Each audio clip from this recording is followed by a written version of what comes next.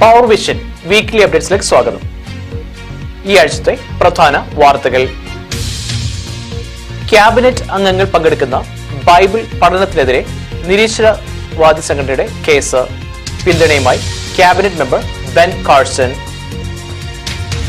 ക്രൈസ്തവ ദേവാലയങ്ങളുടെ പുനർനിർമ്മാണത്തിന് എന്ന പേരിൽ കേന്ദ്ര ഗവൺമെന്റ് നൽകിയ ധനസഹായം തിരഞ്ഞെടുപ്പ് തന്ത്രമെന്ന് മേഘാലയ ക്രിസ്ത്യാനികൾ.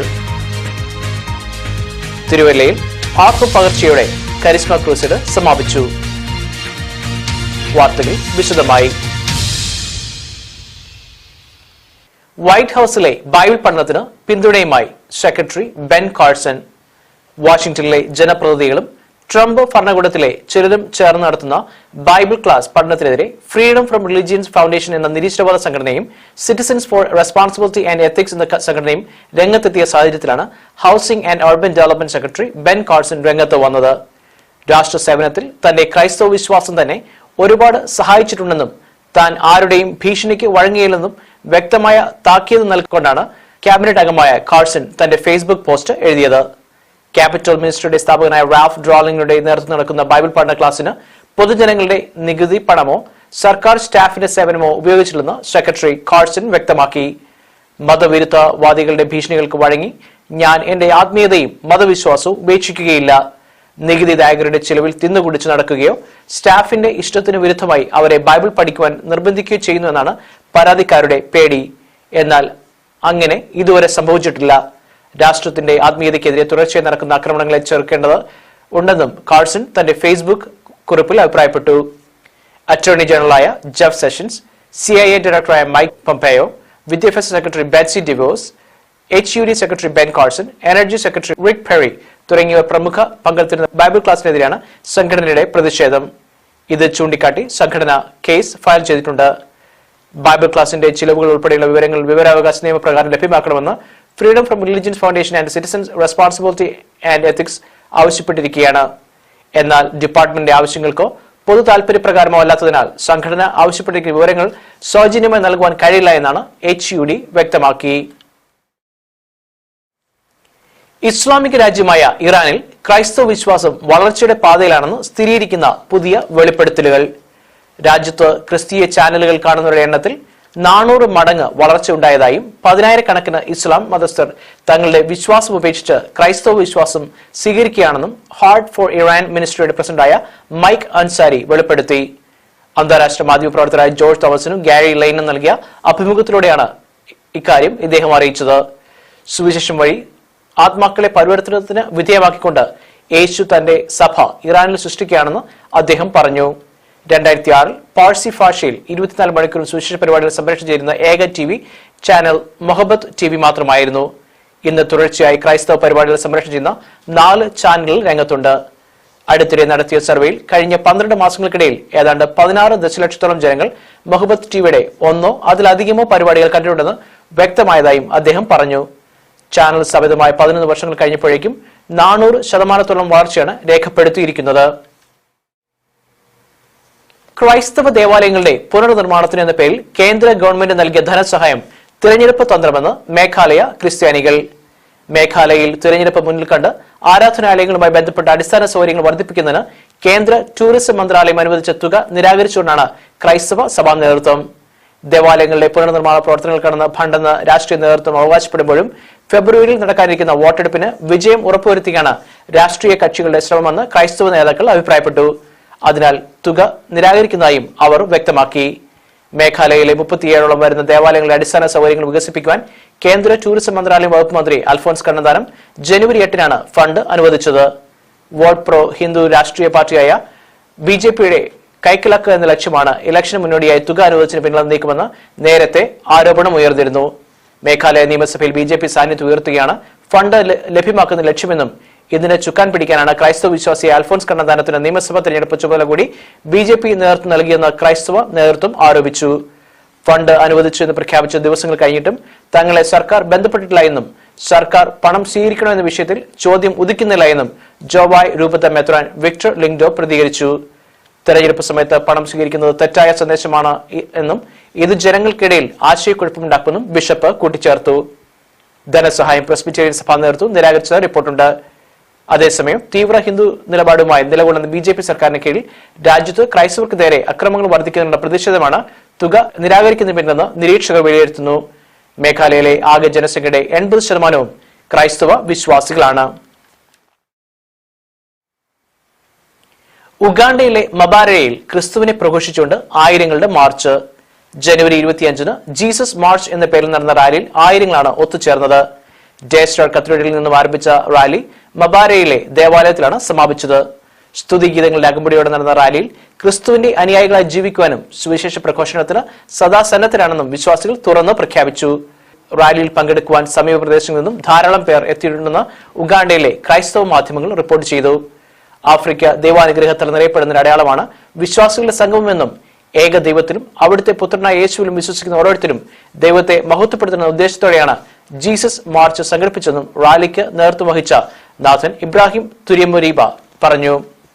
കുറ്റകൃത്യങ്ങൾക്ക് പേരുകേട്ട സ്ഥലങ്ങളുടെ പൂർത്തീകരിച്ച റാലി തിന്മയുടെ സ്വാധീനത്തിൽ ജീവിക്കുന്നവർക്ക് വിടുതൽ നൽകുവാനും ഇടവരട്ടെയെന്നും അദ്ദേഹം ആശംസിച്ചു.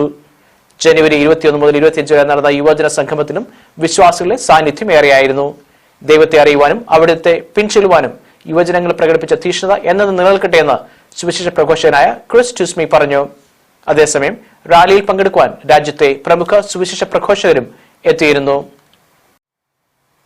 കുമ്പനാട് ചർച്ച് ഓഫ് ഗോഡ് സഭാ മന്ദിരത്തിൽ ഫെബ്രുവരി 1-ന് രാവിലെ BJP പ്രവർത്തകർ അതിക്രമമായി കയറി കൊടിനാട്ടുകയും സഭാ ഗേറ്റ് പൊളിച്ചു നീക്കി അക്രമ അന്തരീക്ഷം സൃഷ്ടിക്കുകയും ചെയ്തു.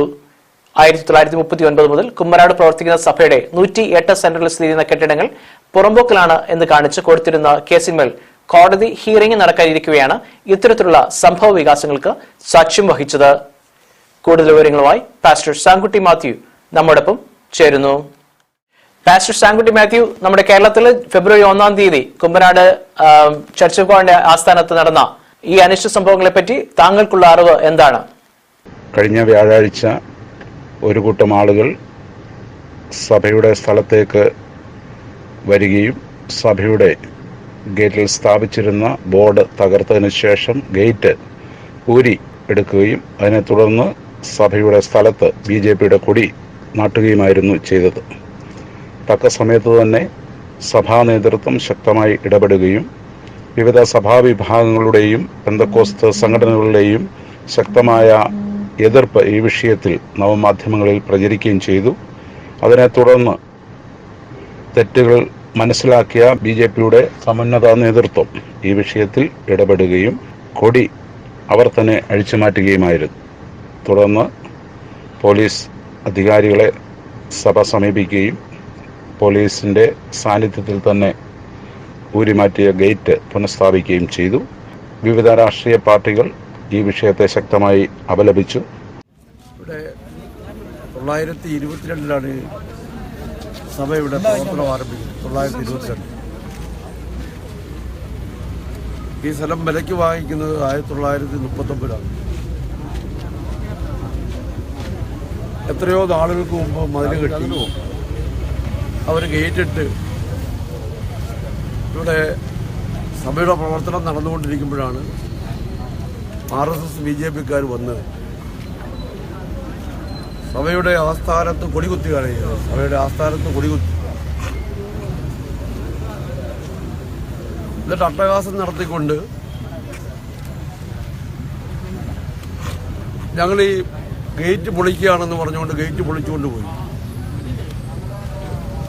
പിന്നീട് പോലീസ് എല്ലാം ഇടപെട്ട ശേഷമാണത് ഇവിടെ അവർ എല്ലാവരും കൂടെ ചേർന്ന് സഭയിലെ ആളുകളെല്ലാം കൂടെ ചേർന്ന് വീണ്ടും ആ ഗേറ്റ് അവിടെ സ്ഥാപിക്കുകയാണ് ചെയ്തത്.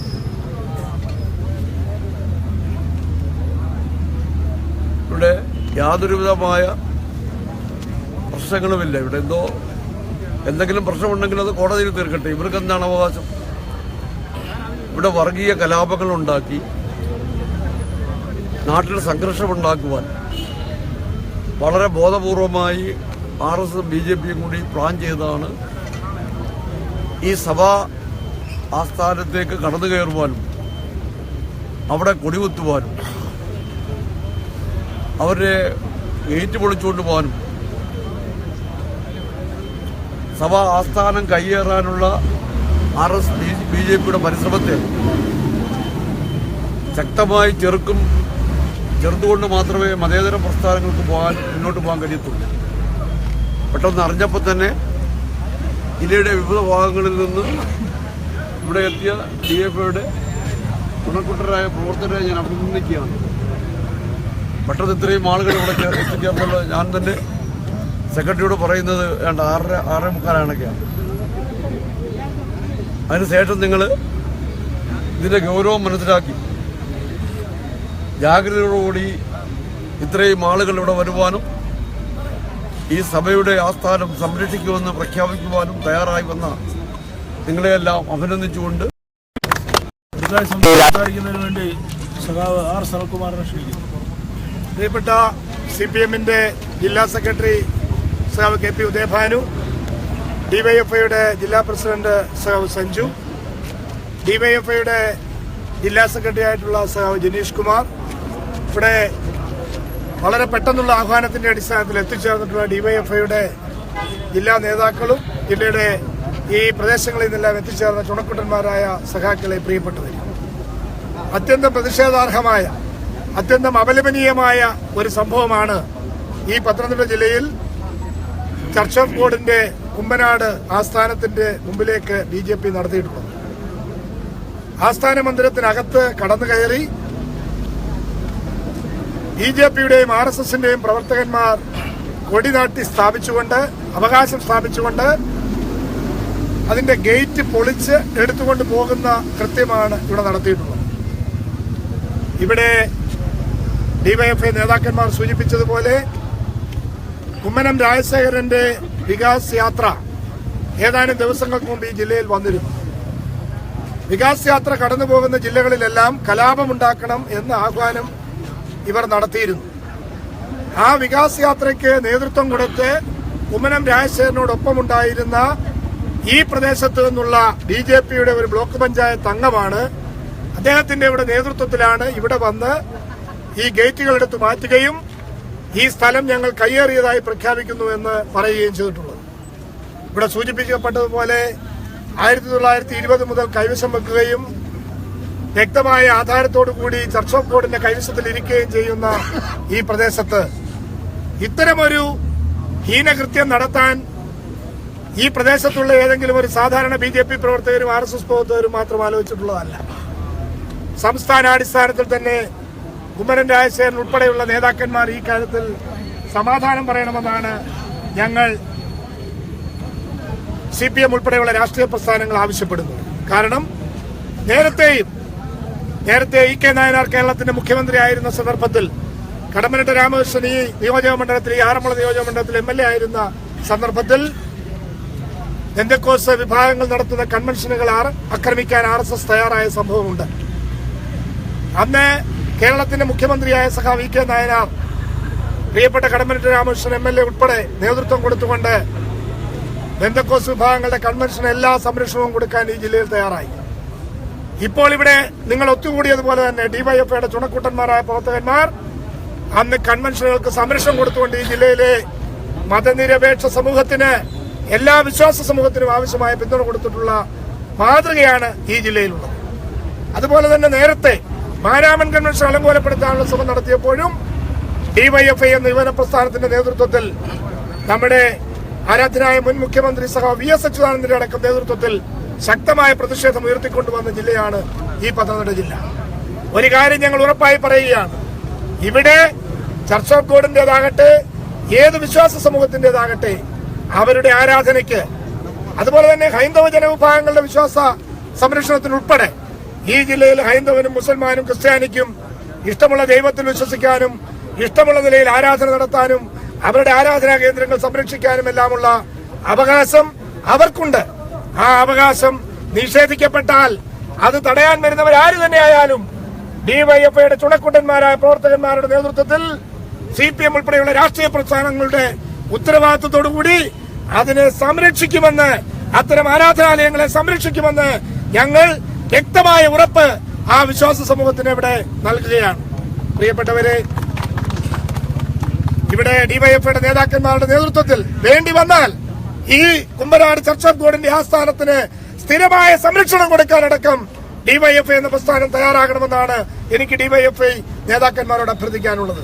ഇവിടെ നമ്മുടെ ജില്ലയിൽ പ്രത്യേകിച്ച് ഇപ്പോൾ കൺവെൻഷനുകളുടെയും ക്രൈസ്തവ ജനവിഭാഗങ്ങൾ കൺവെൻഷനുകളും മറ്റ് ബന്ധക്കോസ് വിശ്വാസ ജനവിഭാഗങ്ങൾ അവരുടെ ആരാധനയും എല്ലാം നടത്തുന്ന ഈ പ്രത്യേക സന്ദർഭം RSS നേതൃത്വത്തിന്റെ സംസ്ഥാന നേതൃത്വത്തിന്റെ അറിവോടുകൂടി തെരഞ്ഞെടുത്തിട്ടുള്ളത് നരേന്ദ്രമോദി അധികാരത്തിൽ വന്നതിന് ശേഷം ഇന്ത്യയിലാകമാനം മതന്യൂനപക്ഷങ്ങളെ അടിച്ചമർത്താൻ നടത്തുന്ന നീക്കങ്ങൾ കേരളത്തിൽ നടത്താമെന്നാണെങ്കിൽ ആ പിത്തലാട്ടം കേരളത്തിന്റെ മണ്ണിൽ നടക്കില്ല എന്ന് ഞങ്ങൾ ഈ സന്ദർഭത്തിൽ പ്രഖ്യാപിക്കുകയാണ്. അതുകൊണ്ട് വളരെ പെട്ടെന്നുള്ള ആഹ്വാനത്തിൽ ഇവിടെ എത്തിച്ചേർന്ന എല്ലാ പ്രവർത്തകരെയും ഒരിക്കൽ കൂടി അഭിവാദ്യം ചെയ്തുകൊണ്ട് നമുക്ക് ശക്തമായി നമ്മുടെ ജില്ലയുടെ മതനിരപേക്ഷ അന്തരീക്ഷം നിലനിർത്തണമെന്ന് അഭ്യർത്ഥിച്ചുകൊണ്ട് ഞാൻ എന്റെ വാക്കുകൾ നിർത്തുന്നു. 93 വർഷം പഴക്കമുള്ള സഭയാണ് കുമ്പനാട് ദൈവസഭ എന്ന് പറയപ്പെടുന്നത്. ദൈവസഭയുടെ സ്ഥാപകനായ റോബർട്ട് ഫെലിക്സ് കുക്ക് ആധാരം ചെയ്ത് എടുത്ത സ്ഥലമാണ് കുമ്പനാട് സഭയ്ക്കായുള്ളത്. 108 സെന്റ് സ്ഥലമാണ് ഈ സഭയുടെ ഉടമസ്ഥതയിൽ കുമ്പനാട്ടുള്ളത്.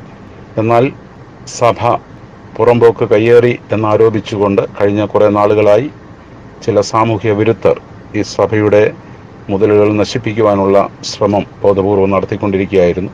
ഇതിനെതിരെ സഭ കോടതിയെ സമീപിച്ചു. കോടതിയുടെ പരിഗണനയിൽ ഈ വിഷയം ഇരിക്കെയാണ് ചില രാഷ്ട്രീയ പാർട്ടികളെ സ്വാധീനിച്ചുകൊണ്ട് പ്രാദേശിക തലത്തിൽ ചില സാമൂഹ്യ വിരുദ്ധർ ഇത്തരം ഒരു കടന്നു കയറ്റം നടത്തുവാൻ ശ്രമിച്ചത്. എന്നാൽ തെറ്റ് മനസ്സിലാക്കിയ പാർട്ടി നേതൃത്വം അത് തിരുത്തി വിവിധ രാഷ്ട്രീയ പാർട്ടികൾ ഇതിനെ അപലപിക്കുകയും ചെയ്തു. കോടതി വിധി എന്തായാലും അതനുസരിക്കുവാൻ സഭ സന്നദ്ധമാണെന്ന് സഭയുടെ ഉത്തരവാദിത്തപ്പെട്ടവർ അറിയിക്കുകയുണ്ടായി. വിവരങ്ങൾ നൽകിയ പാസ്റ്റർ സാങ്കുട്ടി മാത്യുവിന് നന്ദി. Are you looking for cheap flights or planning a dream vacation? Well, guess what? Bukotrip is here to offer excellent flights and great vacations at the best price. Instead of spending hours searching, get flights and vacations of your choice with great savings in just a matter of seconds. Log on to Bukotrip, type in your destination, your travel date. Bukotrip shows you more than 700 airlines and allows you to choose your favorite holiday package from the Caribbean cruises to the Alps. Or speak to our experts. Dial 1-800-313-8138 to get exclusive deals. Oh, great, my coffee's still hot. That's all it takes. So, where are you traveling next? Travel for less? Bukotrip.in.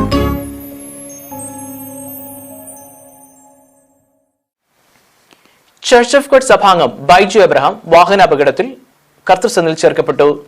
Elampallil India പൂർണ്ണ ദൈവസഭാംഗമായ ഇദ്ദേഹത്തിന് 36 വയസ്സായിരുന്നു. ജനുവരി 30 തമിഴ്നാട് അതിർത്തിയിൽ വെച്ച് താൻ ഓടിച്ചിരുന്ന car ഒരു ട്രക്കുമായി കൂട്ടിയിടിച്ചാണ് അപകടം സംഭവിച്ചത്. കാറിലുണ്ടായിരുന്ന മറ്റു 2 പേരും സംഭവ സ്ഥലത്ത് വെച്ച് തന്നെ മരണമടഞ്ഞു. Kuruppampady Sharon fellowship church pastor Binu Abraham ബൈജുവിന്റെ ജ്യേഷ്ഠ സഹോദരനാണ്. സംസ്കാരം ജനുവരി 31 ഇളമ്പള്ളിൽ ചർച്ച് ഓഫ് ഗോഡ് സെമിത്തേരിയിൽ വെച്ച് നടത്തപ്പെട്ടു. തിരുവല്ല പട്ടണത്തിൽ 25 വർഷം മുൻപ് ആരംഭിച്ച ഇന്ന് 1000-ലധികം അംഗങ്ങളുള്ള IPCയിലെ തന്നെ വലിയ സഭകളൊന്നായ തിരുവല്ല പ്രയർ സെന്ററിന്റെ സിൽവർ ജൂബിലി കൺവെൻഷൻ ജനുവരി 28 ഞായർ മുതൽ ഫെബ്രുവരി 4 ഞായർ വരെ നടന്നു. തിരുവല്ല മുനിസിപ്പൽ മൈതാനത്ത് സംഘടിപ്പിച്ച സുവിശേഷ യോഗങ്ങളിൽ ആത്മാവിന്റെ ശക്തമായ പകർച്ച അനുഭവിച്ച ഒരു വാരമായിരുന്നു. പകലും രാത്രിയിലുമായി നടന്ന സമ്മേളനങ്ങളിൽ പാസ്റ്റർമാരായ K Joy, KJ Thomas, KC John, Thomas Philip, Prince Ranni, Shibu Thomas, Ravimani, Shibu Neduvel, CC Abraham, Xavier James തുടങ്ങി അനവധി ദേവദാസന്മാർ തിരുവനന്തപുരത്ത് സംസാരിച്ചു. ജൂബിലി സമ്മേളനങ്ങൾക്കായി പ്രത്യേകം രൂപീകരിച്ച പ്രയർ സെന്റർ വോയിസും ഹോളി ഹാർപ്സ് സംഗീത ഗ്രൂപ്പിനോടൊപ്പം മുംബൈയിൽ നിന്ന് വന്ന അനുഗ്രഹീത ഗായകൻ ജോസഫ് രാജും സംഗീത ശുശ്രൂഷകൾക്ക് നേതൃത്വം നൽകി.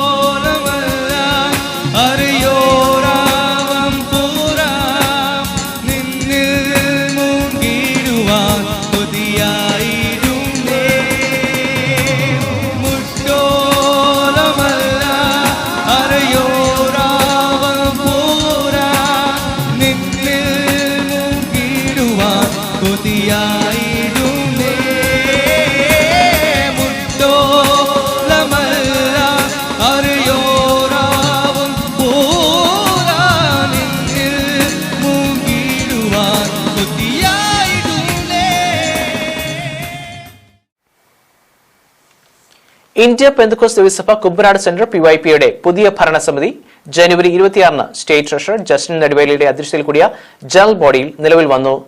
പാസ്റ്റർ ബ്ലസൻ കുഴിക്കാല പ്രസിഡന്റായും നെവിൻ മങ്ങാട്ട് സെക്രട്ടറിയായും തിരഞ്ഞെടുക്കപ്പെട്ടു. Pastor Thomas Ninan returning officer ആയിരുന്നു. ഇവരെ കൂടാതെ Ajin T Thomas, Caleb T George vice പ്രസിഡന്റുമാർ, ഫിന്നി ഫിലിപ്പ്, ടിജിൻസി തങ്കച്ചൻ ജോയിന്റ് സെക്രട്ടറിമാർ, Jinoy John treasurer, Richie Mammen publicity convener, Jaimy J Mathew താലന്ത് കൺവീനർ, ജസ്റ്റിൻ നെടുവേലി സ്റ്റേറ്റ് പ്രതിനിധി എന്നിവരും കമ്മിറ്റി അംഗങ്ങളായി ആൽവിൻ ജോസഫ്, സാം മാത്യു, ആൽബർട്ട് സുരേഷ്, ഫേബ മേരി ജോൺ, റീജ മെർലിൻ എന്നിവരും തിരഞ്ഞെടുക്കപ്പെട്ടു. പാസ്റ്റർ ഷിബു നെടുവേലി അനുഗ്രഹ പ്രാർത്ഥന നടത്തി. പാസ്റ്റർമാരായ TA Joseph, Jose Varghese, Sino George, Shaiju KM, Aneekun CV, Abraham Varghese, Jason K Sam എന്നിവരും വിൻസി പി മാമൻ, ബേസിൽ ബെന്നി, ജോസി പ്ലാത്താനത്ത് എന്നിവർ പ്രസംഗിച്ചു. തൃശൂർ മടത്തുംപടിക്കൽ ശമുവലിന്റെ സഹധർമ്മിണി അന്നമ്മ സാമുവൽ ആരാധന മധ്യേ സാക്ഷ്യം പറഞ്ഞുകൊണ്ടിരിക്കുമ്പോൾ കുഴഞ്ഞു വീണ് നിത്യത്തിൽ പ്രവേശിച്ചു. തൃശൂർ കാരിയാച്ചിറ ഷാരോൺ സഭാംഗമായ ഇവർക്ക് 68 വയസ്സായിരുന്നു.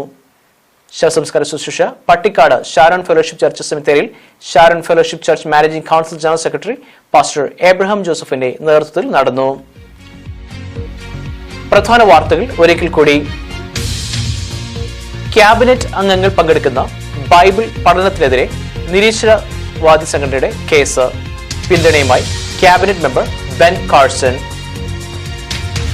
ക്രൈസ്തവ ദേവാലയങ്ങളുടെ പുനർനിർമ്മാണത്തിന് എന്ന പേരിൽ കേന്ദ്ര ഗവൺമെന്റ് നൽകിയ ധനസഹായം തിരഞ്ഞെടുപ്പ് തന്ത്രമെന്ന് മേഘാലയ ക്രിസ്ത്യാനികൾ. തിരുവല്ലയിൽ ആത്മപകർച്ചയോടെ കരിസ്മ ക്രൂസൈഡ് സമാപിച്ചു. ഇതോടെ ഈ ആഴ്ചത്തെ വാർത്തകൾ സമാപിക്കുന്നു. നന്ദി.